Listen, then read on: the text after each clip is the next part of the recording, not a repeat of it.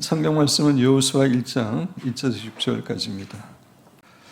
마지막 시대에 우리 그리스도인이 정복해야 할 7가지 산 또는 7대 문화 영역이 있습니다. 그것은 여러분의 교재에 있는 것처럼 정치, 경제, 교육, 미디어, 가정, 예술, 종교입니다. 오늘은 두 번째로 우리가 정복해야 할 경제 영역에 대해서 살펴보기를 원합니다. 지난 주일에는 경제를 향한 하나님의 뜻을 더 잘 이해하기 위해서 성경적인 재정관을 살펴보았습니다. 오늘은 그 성경적인 재정관을 토대로 해서 경제에 대한 하나님의 뜻을 함께 살펴보면서 하나님께서 우리 각자에게 주시는 은혜와 교훈을 받기를 원합니다. 경제, 정의, 인간의 공동생활을 위한 물적 기초가 되는 재화와 용역을 생산, 분배, 소비하는 활동과 그것을 통하여 형성되는 사회관계의 총체를 가리키는 경제용어라고 다음에서 이렇게 이야기를 하고 있는데 그렇게 머리에 쉽게 들어오지 않습니다. 그래서 조금 더 쉬운 정의를 제가 인용했는데 인간의 욕망을 만족시키기 위한 인간의 욕망이라는 것은 이 땅에 생존하고 그 외에 살아가기 위한 물질적 수단이나 또는 부를 생산, 분배, 소비함에 있어 영향을 미치는 조건이나 법칙을 연구하는 과학을 경제라고 그러고 경제학이라고 이야기합니다. 이러한 의미에서 우리 인간의 대부분의 삶은 경제와 연관이 되고 경제와 뗄래야 뗄 수 없는 그런 관계가 있습니다. 경제는 우리의 삶에 정말 중요한 부분을 차지합니다. 오스 힐만이라는 분은 경제계에 사는 경제 자원들을 지배한다 그랬는데 포함한다는 의미죠. 경제 자원들 다 포함합니다. 이는 경제계의 산이죠. 경제죠. 하나님의 나라를 위해 쓰일 수도 있고 어둠의 세력에게 사로잡힐 수도 있다. 돈이라는 게 가치 중립적이어서 하나님을 위해 쓰임받을 수도 있고 또 하나님의 반대되는데 쓰임받을 수도 있는데 경제 전체도 마찬가지라는 겁니다. 이 산은 종종 만몬과 자만의 신에 의해 지배당하기도 한다. 경제계의 가장 강력하게 역사하는 영은 만몬의 영과 자만의 영. 돈이라는 게 자만케 하고 교만케 하고 이제 그런 부분이 있기 때문에 이 두 신이 강하게 역사합니다. 사탄은 이 산의 정상에서 많은 것을 통치하려고 합니다.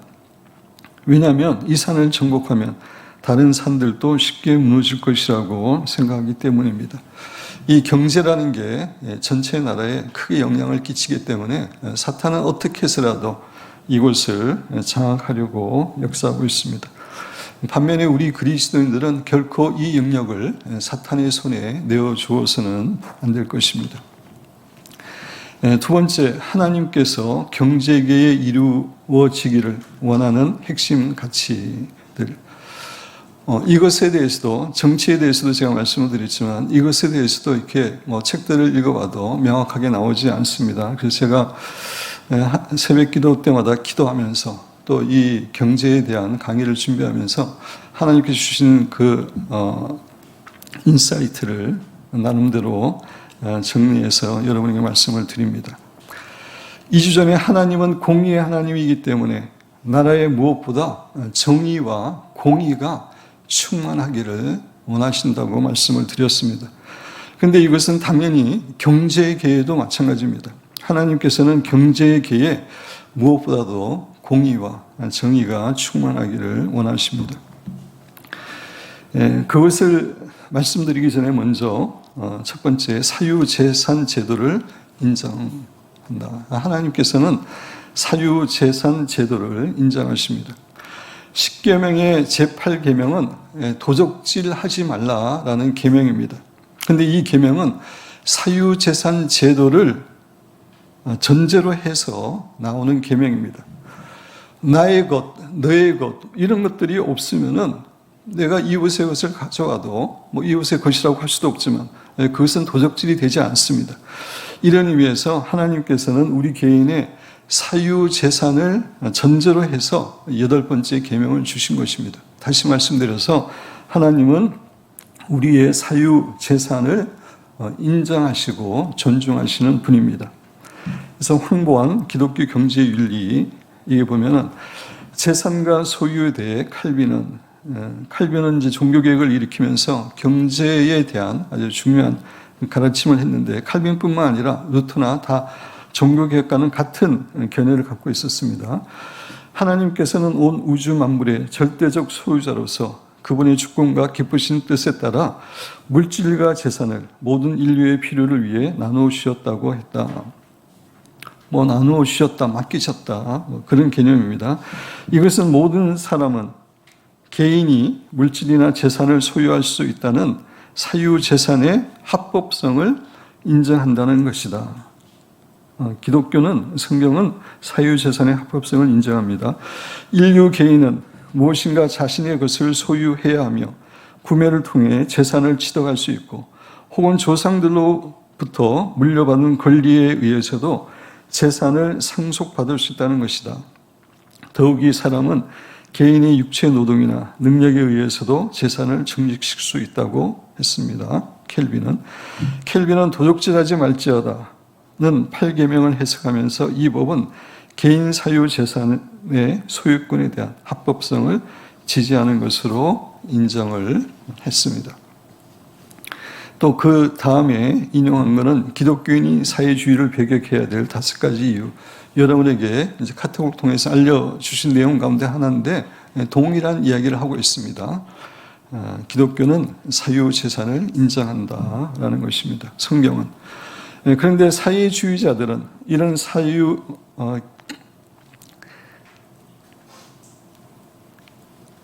개인의 재산 제도 자체를, 사유 재산 자체를 부정합니다. 국가가 개인은 가져서는 안 되고 국가가 모두 가져야 된다고 그렇게 이야기합니다. 이거는 성서적으로 볼 때 잘못된 것입니다. 인용 보면 홍보한 도널드 헤이 교수는 국가 주도의 경제 계획하는 사회주의 그 경제를 말합니다. 3가지 점에서 반대했다. 첫째, 국가 주도의 경제 계획하는 교만한 행위라는 것이다. 왜냐하면 인류 역사에 있어서 하나님의 섭리를 국가가 제도와 조직을 통해서 통제하는 것은 바로 구약시대 바벨 탑을 건축한 자들이 행했던 제약이라는 것이다. 하나님의 주권과 섭리를 반대하는 그런 교만한 행위라는 것입니다. 국가 사회주의에서 국가가 주도하는 것은. 둘째, 국가는 국민들이 경제 계획하에 따라 움직이도록 요구하는데 이것은 국민 개개인에게 주어진 청지기 정신을 무산시키는 행동이라는 것이다. 하나님이 우리에게 맡기시고 우리가 자유의지를 가지고 하나님께 순종하기를 원하는 그런 것을 방해하는 것이라는 겁니다. 조금 건너뛰어서 셋째, 사회주의 강령에서 보인 계급적 편향을 비판했다. 그는 사회주의를 국가가 사회의 모든 집단을 위한 정의의 촉진자라고 하여 사회의 특정 분파들을 편들기 위해 당파적인 강령을 제시한 것으로 평가했다. 말이 어렵지만 결국은 이렇게 다 평등을 이야기하지만 사회주의는 그 공산주의자들, 사회주의자들, 지도층에 있는 사람들이 사실은 자본주의의 부자들의 위치에 차지해서 그렇게 이제 경제적으로 지배하는 것입니다. 그런 것들은 성경적으로 잘못된 것이다. 그렇게 주장을 한 겁니다. 그 이후에 이제 긴 인용이 있는데 이거는 계속해서 그 사회주의의 그 사유 재산을 반대하는 것에 대해서 잘못된 것에 대해서 성경적인 관점에서 이야기하고 있는 겁니다. 시간 관계상 이거는 보지 않고 여러분들께서 집에서 한번 읽어보시라고 제가 이렇게 인용을 했습니다. 이렇게 하나님은 사유재산 제도를 인정하고 존중하는 입장을 가지고 있습니다. 그것이 성경적인 관점입니다. 두 번째, 정직하고 공정한 거래.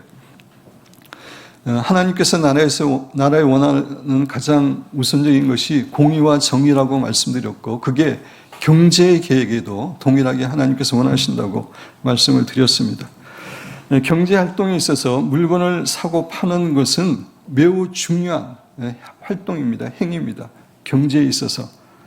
그런데 공의의 하나님께서는 그런 모든 거래가 정직하고 공정하기를 원하십니다. 레위기 25장 14절에 보면 내 이웃에게 팔든지 내 이웃의 손에서 사거든, 매매죠. 매매하거든 너희 각 사람은 그의 형제를 속이지 말라 그랬습니다. 정직하게 공정하게 거래해야 됨을 성경은 우리에게 교훈해 주고 있습니다. 신명기 25장 13절에서 16절도 같은 내용인데 우리 내용을 생각하면서 한번 같이 읽어보겠습니다. 너는 내 주머니에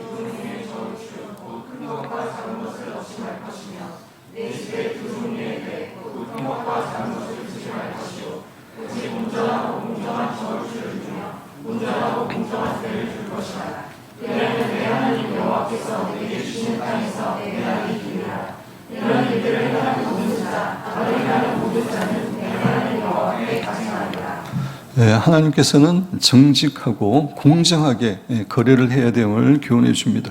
그래서 잠언 11장 1절에 보면은 속이는 저울은 여호와께서 미워하시는 것이다 라고 이야기하고 있습니다. 공평한 주는 기뻐하신다 이야기합니다. 하나님께서는 모든 거래가 정직하고 공평하기를 원하시기 때문에 뇌물을 주면서 불공정하게 거래하는 것을 결코 기뻐하지 않죠. 그래서 신명기부터 쭉 여러 구절에 뇌물을 받지 않는 하나님이라고 말씀하시면서 뇌물의 잘못된 점에 대해서 이야기하고 있는데, 물론 이 성경 구절의 맥락은 재판관이 재판할 때 뇌물을 받고 있어서는 안 된다 그런 의미이지만 경제에도 그대로 적용이 되는 것입니다. 뇌물을 받고 거래하고 불공정하게 거래해서는 안 된다라는 것을 교훈해 줍니다. 그리고 대기업이 중소하청업체에 압력을 가하고 대금을 치는 것을 미루고 착취하는 것도 하나님께서 기뻐하시는 것이 결코 아닙니다. 하나님은 대기업이나 하청업체가 동반 성장하기를 원합니다. 수년 전에 동반 성장이라는 말이 유행했는데, 동반 성장이라는 것은 제가 다음에서 찾았습니다. 규모 차이가 있는 대상끼리 상생과 협력을 통해 더불어 성장하는 일, 주로 대기업과 중소기업의 상생을 이룬다. 대기업과 중소기업이 서로 착취하고, 대기업이 착취하고 그런 관계가 아니라 서로 돕는 협력, 서로 이렇게 복을 누리는 그런 것이 동반 성장인데, 이것이 이제 경제 정의를 이루는데 너무나 중요한 것입니다. 또 아울러서 대기업이 중소기업을 착취해서 안 될 뿐만 아니라 가게나 회사를 운영하는 사람이, 일하는 사람에 대해서 착취해서는 안 됨을 성경은 교훈해 주고 있습니다. 아모스 2장 6절 8절 또 예레미야 22장 13절 같은 의미인데, 예레미야 22장 13절 같이 한번 읽어보겠습니다.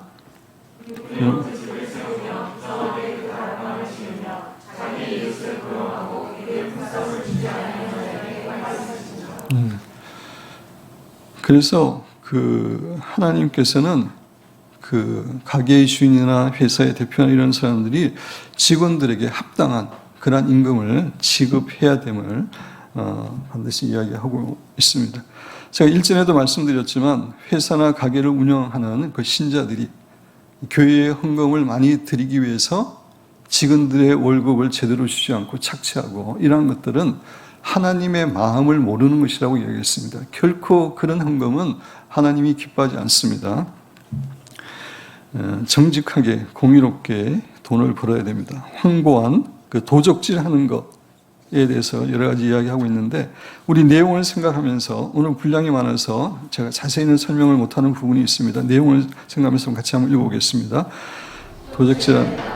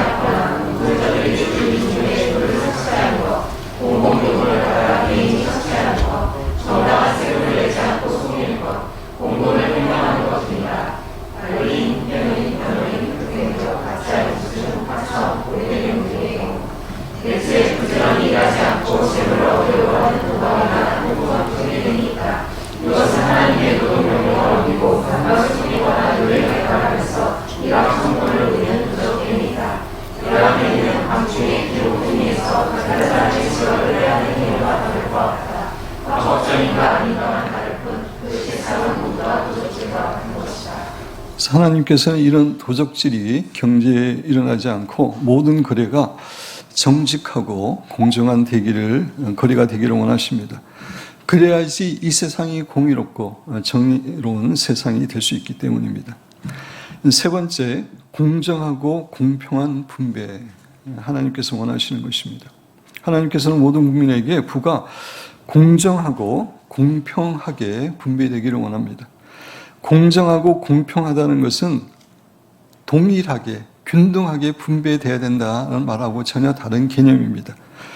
부지런하고 열심히 노력하는 사람에게는 그것에 비례해서 더 많은 것을 분배하고, 게으르고 열심히 일하지 않은 사람에게는 그것에 비례하여 덜 분배하는 것이 공정하고 공평한 분배입니다.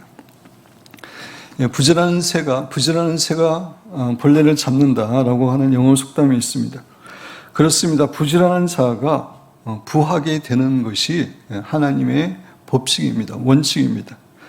이렇게 성경의 가르침은 열심히 수고한 대로 공정하고 공평하게 갚아 줘야 됨을 성경은 교훈해 주고 있습니다. 갈라디아서 6장 7절에 보면 스스로 속이지 말라. 하나님은 업신여김을 받지 아니하나니 사람이 무엇으로 심든지 그대로 거두리라. 심은 대로 거두는 것, 이것은 자연계의 농사의 법칙일 뿐만 아니라 영적인 법칙입니다. 모든 법칙 가운데 가장 중요한 것입니다. 심은 대로 거두는 것입니다. 하나님께서는 열심히 일한 자에게 거기에 비례해서 더 부가 분배되기를 원하고, 게으른 자에게는 거기에 비례해서 덜 분배되기를 원하십니다. 그것이 공의이기 때문입니다. 그래서 예수님께서도 이제 재림하시면 모든 성도들에게 이제 갚아주시는데 다 똑같이 갚아주시는 게 아니죠. 행한 대로 갚은다고, 심은 대로 갚아준다고 성경은 반복해서 우리에게 교훈해 줍니다.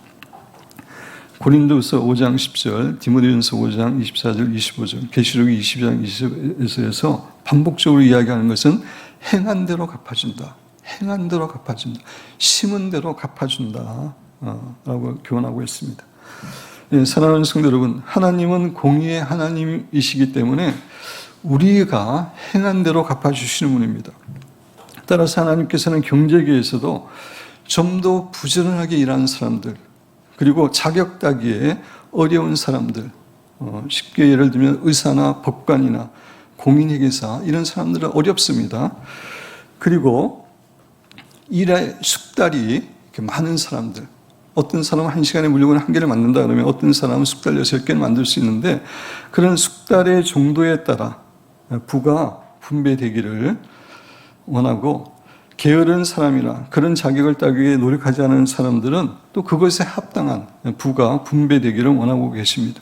이것이 하나님의 공의이기 때문입니다. 그런데 사회주의나 공산주의는 열심히 일을 하거나 일하지 않거나 상관없이 동일하게, 균일하게 분배되어야 된다고 이야기하고 있습니다. 이것은 잘못된 것입니다. 비성경적인 것입니다. 그리고 사회주의에서는 어떤 사람이 자동차 2대를 갖고 있고 어떤 사람이 자동차가 없다면은 정부는 2대를 가진 사람에게서 하나를 빼앗아서 가난한 사람에게 줄 수 있다고 주장합니다. 이것은 성경에서 인정하고 있는 사유재산 제도를 부인하는 것이고, 이것은 도적질하는 것입니다. 국가가 도적질하는 것입니다. 사회주의는 철저하게 하나님의 공의를 어긋나게 하는 제도입니다. 그렇지만 자본주의 사회에도 문제가 있을 수 많습니다. 사실 자본주의 사회에서는 재벌이나 회사의 주인, 가게의 주인, 또 어떤 자격이 있는 사람, 능력이 있는 사람들이 공평하게 부과를 받아야 되는데, 사실 공평함을 넘어서서 지나치게 많이 받는 경향이 있습니다. 사실 이것도 하나님의 공의에는 바르지 못한 것입니다. 이런 의미에서 자본주의 국가는 국민들의 빈부의 격차가 줄이는 지혜로운 정책이 있어야 됩니다. 그런데 그 정책을 강제적으로, 강압적으로 몰아붙이는 것은 사회주의이고 하나님의 뜻이 아닙니다. 하나님께서는 성경에서 부자들의 부를 강제로 빼앗아서 가난하게 사람에게 나누주라 라고 절대로 이야기하고 있지 않습니다. 부자들에게 그들의 마음에 그들의 자유의지에 호소해서 그들이 나눠주기를 원하십니다. 나라는 국민들의 의지, 의견, 자유의지를 존중하는 가운데 빈부의 차가 줄일 수 있도록 그렇게 정책을 해야 됩니다. 근데 사실 그게 쉽지 않습니다. 그런 관점에서 하나님의 지혜가 필요한 것입니다. 세 번째, 성경은 부지런함과 성실함을 중요하게 여깁니다. 네 번째, 성경의 하나님은 결코 게으르신 하나님도 아니고 불성실한 하나님도 아니시고 참으로 부지런하시고 성실하신 분입니다. 따라서 하나님은 우리 인간도 부지런하고 성실하게 살기를 원하시고 부지런하고 성실한 사람에게 상대적으로 더 부가 주어지도록 그렇게 계획하셨습니다. 이것은 하나님께서 정해진 원리입니다. 잠언 10장 4절에 보면 손을 게으르게 놀리는 자는 가난하게 되고 손이 부지런한 자는 부하게 되느니라. 게으른 자는 가난하게 되고 부지런한 자는 부하게 되는 것. 하나님이 정해놓으신 법칙입니다. 게으른 자들에 대한 성경 말씀들 우리 같이 한번 읽어보겠습니다. 좀 더 자자, 좀 더.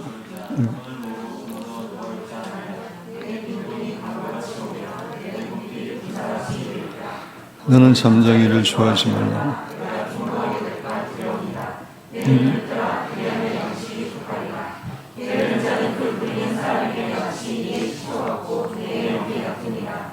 부지런한 자들에 대한 성경 말씀들.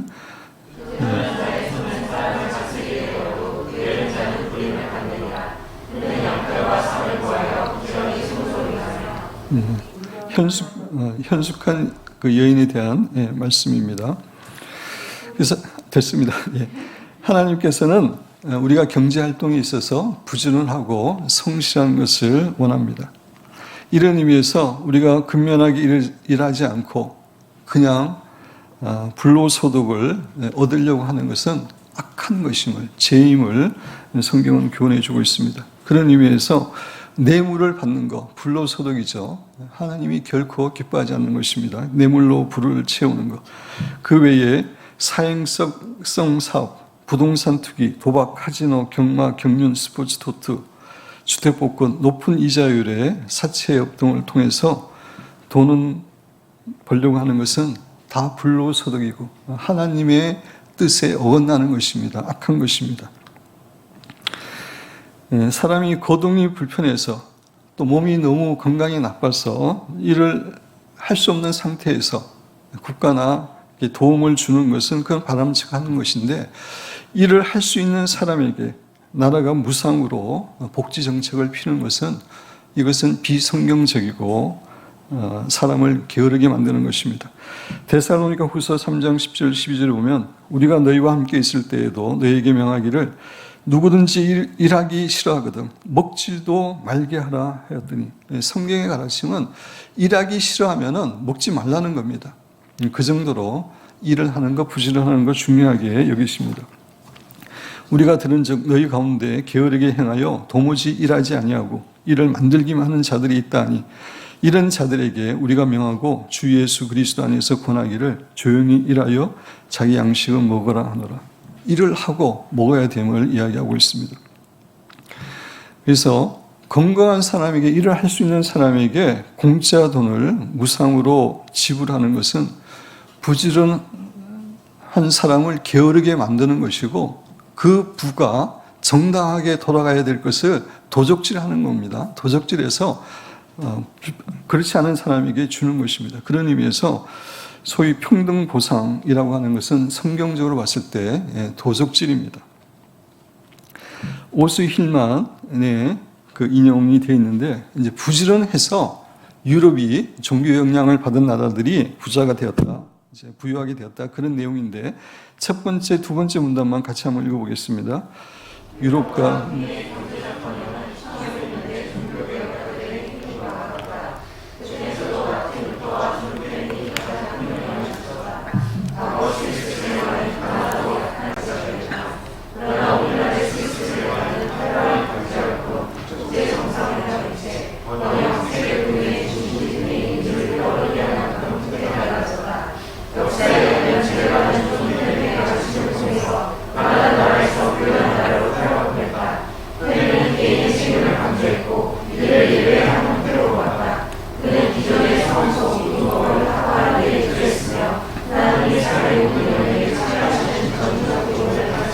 예.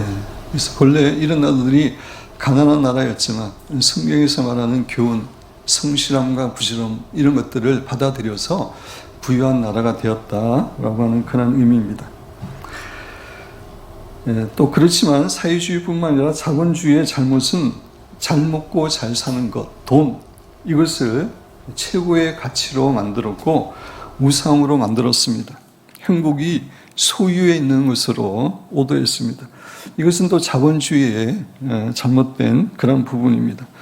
그런 관점에서 자본주의나 사회주의 다 성경적인 100% 성경적인 합당한 제도라고는 할 수가 없습니다. 그래도 자본주의가 성경에 조금 더 가깝기 때문에 우리는 자본주의를 지지하는 것입니다. 그래서 기대가 됩니다. 그래서 예수님이 재림이 기대가 됩니다. 예수님께서 천년왕국에 다스릴 때는 이런 제도가 아닌 가장 공평하고 정의롭고 풍요한 그러한 제도를 통해서 우리를 다스리게 될 줄로 믿습니다. 그래서 우리는 부지런하고 건면하게 일을 해야 되지만 결코 물질을 우상으로 숭배하거나 일 중독자가 되어서는 안 됩니다. 이것은 결코 또 하나님의 뜻이 아닙니다.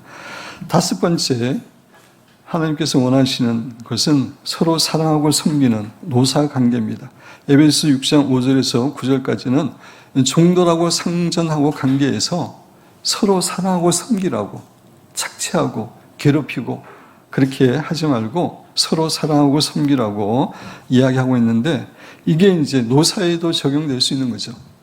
직원이나 그 경영하는 사람들이 서로 정말 사랑하고 섬기는 그런 관계에서 운영되기를, 회사가 운영되기를 하나님께서는 원하십니다. 제가 얼마 전에 일터교회로, 회사가 일터교회로 쓰임받는 몇 가지 그 회사의 예를 들었는데, 이제 그런 회사들은 그렇게 가까이 가고 있는 것입니다. 정말 고용주가 직원들을 사랑하고 또 직원들도 회사를 사랑하고 고용주를 사랑하는 가운데 함께 이기는 그것이 하나님의 뜻입니다. 여섯 번째, 가난하고 소외된 자, 사회 경제적인 약자에게 나눠주고 섬기는 것. 이것이 성경적으로 너무나 중요합니다. 우리가 열심히 부지런히 일하면 하나님께서 우리에게 물질을 주시는데 그 물질을 쌓아 놓으라고 주시는 것이 아닙니다. 우리의 이름으로 더 많은 그 은행 통장에 그 금액이 쌓이고 좋은 집과 차를 타고 다니라고 축복하시는 것이 아니고 이 물질로 하나님의 나라를 위해서 섬기고 주위에 소외되고 어려운 이웃을 도우라고 주신 것입니다. 이런 의미에서 재물은 축제의 수단이나 자랑의 수단이 아니라 섬김의 수단이 되고 결국 하늘나라에 재물을 쌓는 그런 수단이 되어야 됩니다. 그래서 황보안 그 인용한 거에 보면 성경 경제적으로 빈곤한 자들에 대해서 폭넓게 대응책을 제시했다. 이것에 대해서는 제가 얼마 전에도 자세히 설교를 했는데 하나님은 가난하고 소외되고 어려운 사람들에 대해서 정말 관심이 많습니다. 그들의 필요가 채워지기를 원하십니다. 그것이 하나님의 심정입니다. 하나님이 모든 사람을 다 사랑하시지만 더 어려운 가운데 있는 사람들을 더 관심을 가지는 것. 그것이 하나님의 뜻입니다. 어떤 의미에서 가난은 속박이라고 할 수 있고 자유를 잃고 노예가 되는 것입니다. 가난이라는 것은 박탈감, 무기력을 끊임없이 경험하고 살아가는 것입니다. 쉽게 얘기해서 가난하다는 것은 노예가 되는 것입니다. 따라서 우리가 다른 사람들에게 경제적으로 도와주고 섬기는 것은 그들을 육체적으로, 정신적으로 자유케 하는 사역입니다. 성경에서 자유라는 가치가 얼마나 중요한지 여러분에게 말씀드렸는데 그래서 하나님께서는 이것을 어려운 사람을 돕는 것을 너무나 기뻐하십니다. 거기에 대한 성경 구절이 많은데 시간 관계상 시편 41편 1절에서 3절 우리 내용을 생각하면서 같이 한번 읽어보겠습니다. 가난은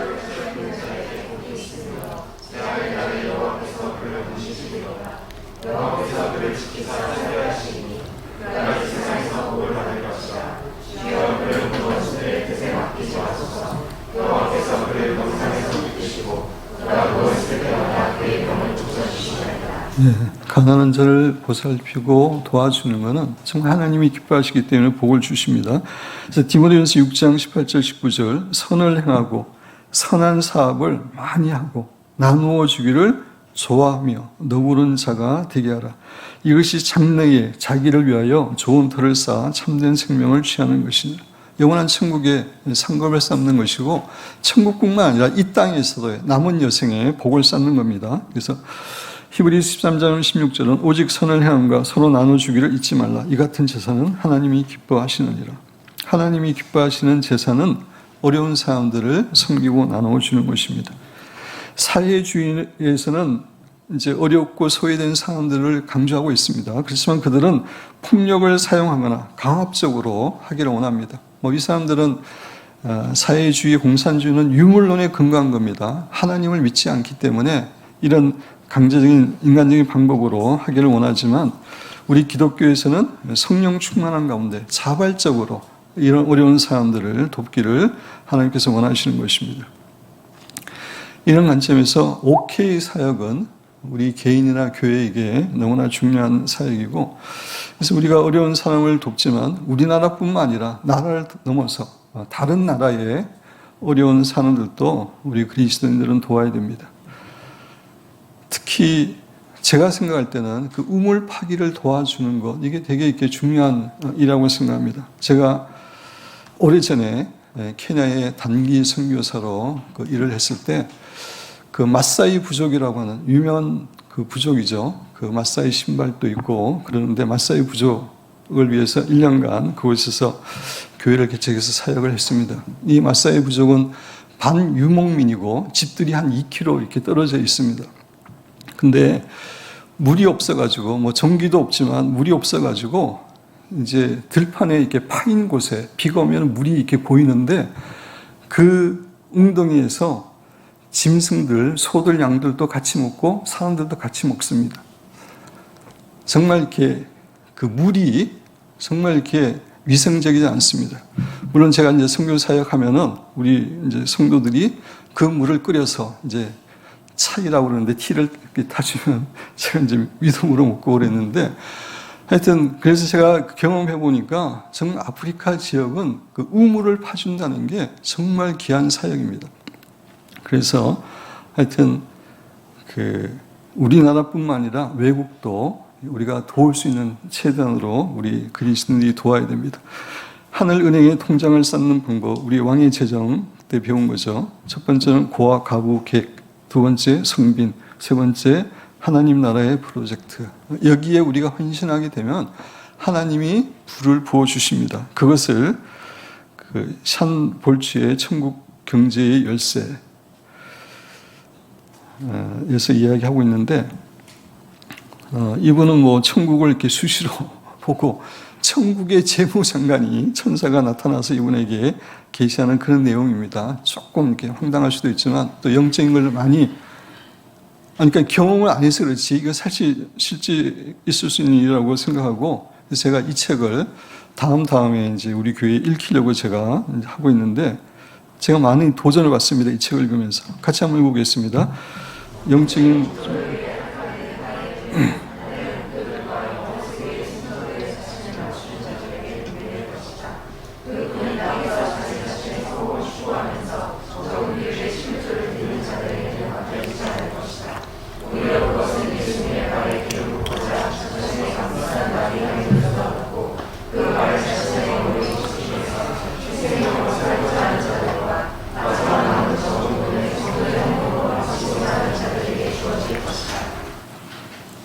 그래서 이분은 이제 그 하나님의 재정 장관 천사가 나타나가지고 이제 전 세계 하나님의 나라를 위해서 하늘에 불을 나눠줄 것을 이제 이렇게 말씀하시고 그렇게 나눠주는 것을 환상 가운데 보고 그러는데 거기에 대해서 이야기하는 겁니다. 근데 그 부가 아무 사람에게 조금 11조 하는 그런 사람에게 주어지는 것이 아니라 자기의 모든 재물을 하나님의 나라를 위해서 어려운 이유 위해서 쓰는 사람에게 부어질 것임을 이야기하고 있는 것입니다.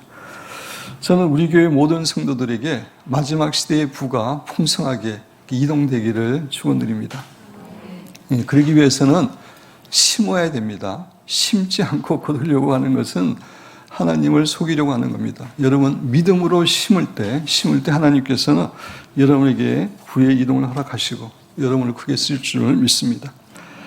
7번째, 유대인들과 이스라엘을 적극적으로 하나님이 주신 재물을 가지고 돕는 게 중요합니다. 시편 122편 6절에 보면 예루살렘을 위하여 평안을 구하라. 예루살렘을 사랑하는 자는 형통하리로다. 그래서 예루살렘을 사랑해서 우리가 중보 기도도 많이 해야 되지만 사실 예루살렘과 이스라엘을 위해 중보 기도 많이 해야 되는 이유가 예수님의 재림과 직결되어 있기 때문입니다. 결국 메시아니क 주의 영적인 부흥이 일어나야 그들이 주 예수여 주의 이름으로 오시는 이여 오시옵소서 그렇게 이제 예수님을 영접할 수 있고 그때 예수님이 오실 수 있습니다. 그래서 우리가 이스라엘을 위해서 많이 기도해야 되는데 기도할 뿐만 아니라 경제적으로 그들을 도울 수 있는 대로 우리가 도와야 됩니다. 그래서 사실 우리 교회가 그동안 이제 이스라엘을 위해서도 적극적으로 선교를 해왔는데 여러 가지 조금 문제가 있어서 이제 올해 저희가 중단하고 새로운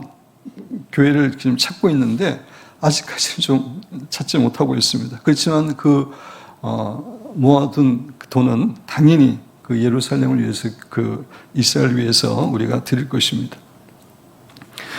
이스라엘을 축복하면은 하나님이 축복을 주시는 것은 산볼츠 그분이 이야기하고 있는데 우리 같이 한번 읽어보겠습니다.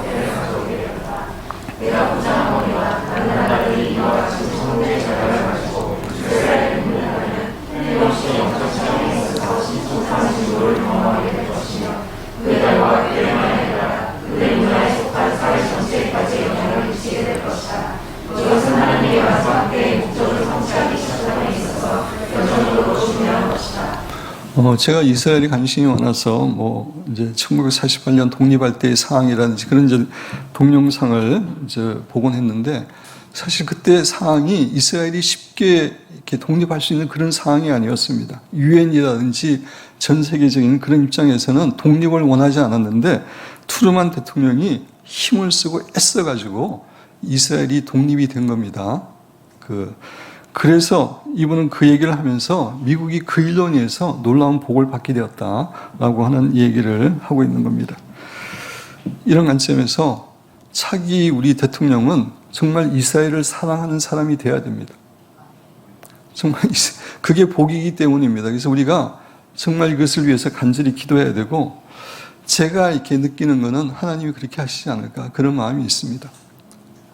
예, 그래서 이스라엘을 사랑하고 도울 수 있는 그런 대통령이 되도록 여러분 계속 좀 많이 기도해 주시기 바랍니다. 2-1 본래 제가 이제 정치도 그랬고 1, 2, 3, 4, 5 이렇게 딱 형식으로 하는데 요거는 좀 추가로 제가 더 말씀드리기 위해서 제가 집어넣습니다. 개인이나 가정이나 나라의 경제적인 축복은 하나님의 말씀에 순종하는 것에 달려 있습니다. 사실 부지런하고 열심히 일하는 것도 중요하지만 사실 그보다 더 중요한 것은 전심으로 하나님을 사랑하느냐, 하나님께 순종하느냐, 여기에 복이 달려 있음을 성경은 이야기하고 있습니다. 그래서 성경은 순종하면 복을 받고 불순종하면 저주가 임한다. 이게 성경의 가르침입니다. 그래서 우리가 근면하게 열심히 일하는 것뿐만 아니라 하나님의 말씀에 순종하는 것, 그래야지 개인이나 가정이나 나라가 복을 받습니다. 그 박근혜 대통령 때라고 생각하는데 그 할랄 식품, 그죠? 할랄 식품을 만들기 위해서 공단을 형성하고 그런 일을 했습니다. 인간적으로 생각하면은 그렇게 해서 경제적으로 복이 될 것 같지만 영적으로 보면은 그죠?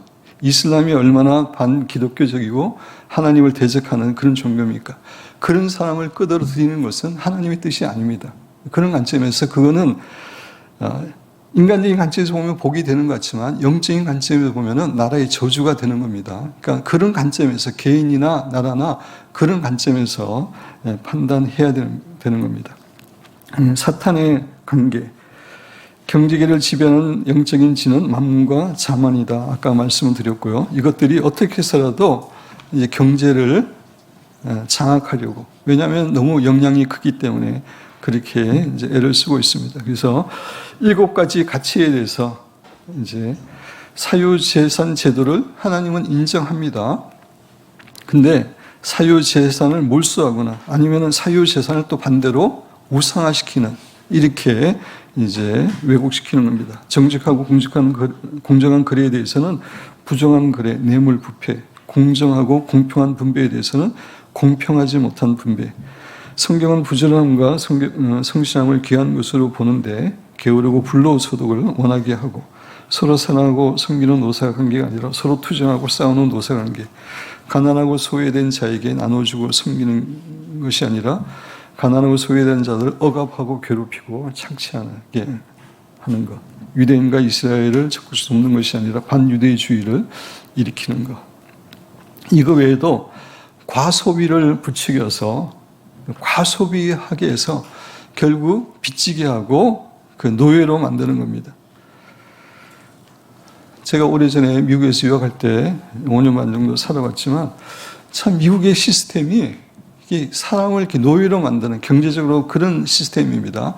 그들이 집도 다 임대해서 월세로 내고 차도 월세로 서 모든 것이 다 할부로 삽니다. 그래서 미국 사람들이 월급을 많이 받더라도 실질적으로 돈이 없어요. 그래서 계속 그 월세를 내기 위해서 애쓰다가 이렇게 살아가는데, 그래서 미국에 살 때 그런 얘기가 있습니다. 빌 하다가, 빌이라는 게 이제 돈 날로는 빌, BILL, 빌 하다가 결국 죽고 만다 라고 하는 그런 말이 있을 정도로 미국은 부유한 나라 같은데 그렇게 과소비하기 때문에 그러한 삶을 살아가고 있습니다. 그래서 미국 사람들이 그 해고를 정말 무서워하는데 해고 당하면 몇 개월 사이에 직장을 얻지 못하면 다 노숙자가 됩니다. 우리나라는 좀 틀리잖아요. 그죠? 몇 개월은 견딜 수 있는데 그 정도로 이렇게 그 돈을 소비하도록 해서 노예로 만드는 그런 시스템이 되어 있는데 그거를 우리가 주의해야 한다는, 그 배후에는 사탄이 있다고 생각합니다. 우리 그리스도인이 해야 할 일, 하나님께서 경제계에 이루어지기를 원하는 핵심 가치들을 알고 그것을 위해 헌신할 수 있는 경제 지도자들을 발굴하고 그들을 적극적으로 지원하고 후원하는 그러한 일을 우리가 해야 되고, 정치 가운데 그런 사람들이 세워지도록 우리가 선거해야 되고 기도해야 할 것입니다. 그리고 경제계에 하나님의 뜻과 나라가 이루어지도록 우리가 있는 장소에서 최선을 다 해야 할 것입니다.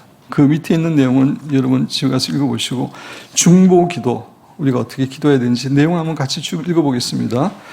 하나님께서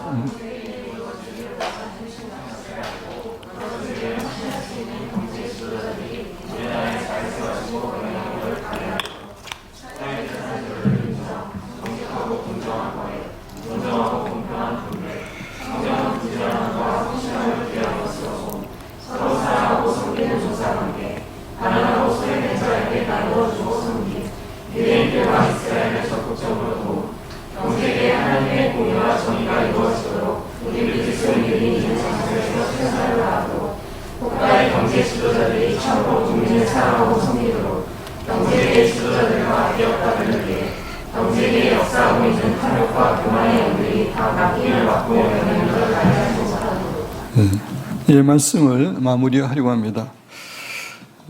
오늘은 우리가 경제 분야를 복음과 사랑으로 정복하기 위해서 어떻게 해야 되는지 말씀을 드렸습니다. 여러분과 저는 오늘 들은 내용을 실제 생활 가운데 잘 적용하고 또 간절히 중보 기도함으로써 우리나라 경제계에 하나님의 공의와 정의가 강같이 흘러갈 뿐만 아니라 모든 국민들이 경제적으로 여유를 누리는 그러한 축복이 있기를 주님의 이름으로 축원드립니다.